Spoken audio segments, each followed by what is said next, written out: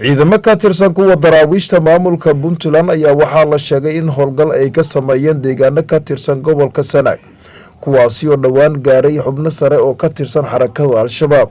ciidamada darawiishta buntland oo wata gaadiidka gaashaamada ee dagaalka ayaa waxaa la sheegay in hoolgal ay ka sameeyeen deegaano hoos yimaada magaalada laasqor ee gobolka sanaag halkaasi oo dhowaan ay la wareegeen xubno sare oo ka tirsan xarakada al-shabaab.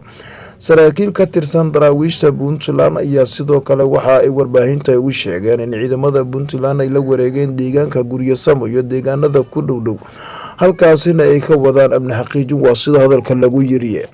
sidoo kale waxa ay sheegeen in howlgalkan uu ahaa mid uu ka dhan ahba xarakada al-shabaab uu doonaya inay la wareegaan deegaanada gobolada sool iyo sanaag walow markii dambe la sheegay inay isaga baxeen.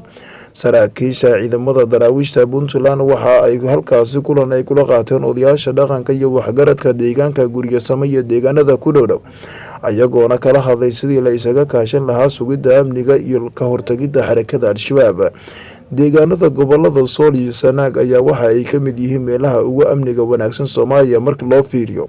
hase yeeshee waxaa la sheegay in dhowaan halkaasi ay gaareen xubno sarsare oo ka tirsan al-shabaab oo wata gaadiidka dagaalka gaar ahaan buuraha culmadow oo ka tirsan gobolka sanaag. dadka ku sugan halkaasi ayaa waxa ay dareemayaan baqdin xoog kuwaasi oo ka cabsi qaba in ciidamada gaarka puntland oo kaashanaya darawiishta maamulkaasi al-shabaab ay ku dagaalamaan maadaama laga dareemayo xiisad dagaal iyo abaabul ciidan oo ka soconaya halkaasi. ismaaciil abuukar bulshaawi kasmaal TV muqdisho.